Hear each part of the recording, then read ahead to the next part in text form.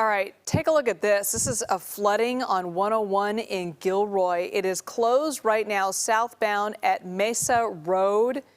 Whoa. That is something you do not want to drive through. You just don't know how deep it is. These cars taking very risky, doing some very risky behavior there. Northbound lanes, we're told, are open, and some cars, as you can see, are slogging through. But look at that, Darren. That just looks like it's just a river. It's just a river, and as the camera kind of pulls out, it looks like just this huge lake surrounding that area. Wow. Yep. It serves to really kind of illustrate how much of that valley really is a floodplain. Yeah. And on days like today, we're reminded of it with streams and creeks we never really thought could be quite capable of reemerging like that. Yeah, and then just be stuck in there. If you can imagine being in your car, Yeah. and it's like, where do you go? You're stuck. And I mean, you can see crews are trying to kind of mitigate traffic to get them out of there, but just look at those flood. Wow. That home just completely, almost totally submerged. Floodwaters almost above their front door. I'm pretty sure we're looking at the roofs of vehicles there, Liz. If With that home. Right there, that's a pickup truck in the foreground, which might, and there are several other cars which are virtually completely submerged. I think that image right there, more than any other, drives home the point of how deceptive floodwaters can be. Now, if you go from that to the cars which are stranded on 101, they're all being stopped, obviously, but you cannot tell the difference between a patch of water like that or the patch of water in front of you until you get into it. Not that those cars drove into that, unfortunately. That house obviously was just inundated. Yeah. But when we first saw that picture come into view, didn't know those were cars. No, you couldn't even tell. And a good rule of thumb, though, too, Darren, it's like, 12 inches of water. It doesn't sound like a lot. That's a foot of water. And you think, oh, my car can make it through.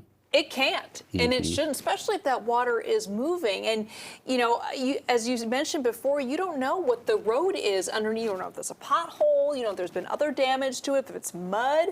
So 12 inches is too high for cars, and then for trucks, it's 16 inches, a little bit more, but you don't want to take a chance. And as you said, you don't know how deep some of these waters are. I mean, look at that. And there's a relationship, too, between standing water, which we're seeing here, and if you come upon a stream or a creek, in which case, if that water is moving, you don't even need that much because you've got more force to work with. But it's just the stunning imagery of to see how capable water is to move up and submerge a home like this.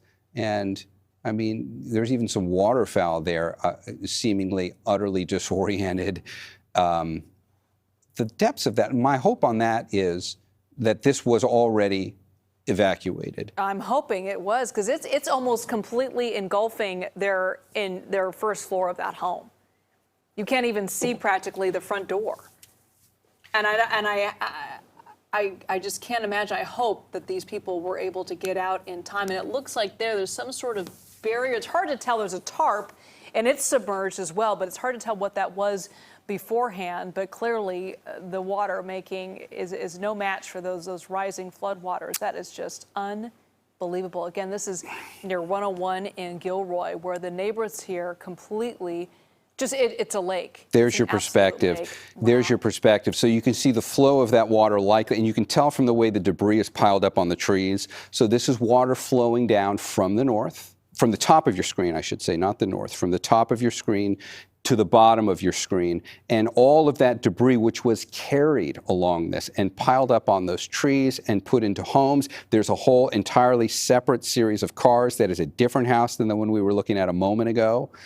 And you kind of get the gauge here now as we see the water coming into what appears to be an entryway there with a sliding glass door. That there almost looks less impressive than what we've been seeing from some of the submerged sections of homes from this part of, just off of 101, just on the outskirts of Gilroy is what we're looking at here. There were a couple stream gauges that we have access to that we could look at here. We knew the Uvis Creek, as it approached Gilroy, was one of the primary concerns from a flowing water standpoint. We knew that would be in flood stage down here. It's difficult to say how this connects to that because it's almost disorienting to see this much water across such a wide plain. But when we zoom out from our view, you get the sense that this is a floodplain, clearly, and it's a creek that ordinarily isn't thought of having this potential. You can pick out a little more of the flow there of the water kind of streaming out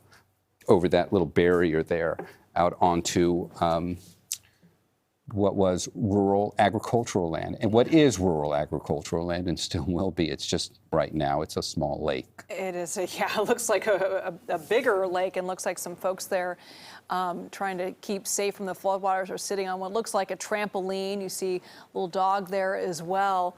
Oh, I hope that people in that area were able to get out, especially out of that home. And those folks, you can see kind of a little bit of an island there near that home. Again, this is near 101.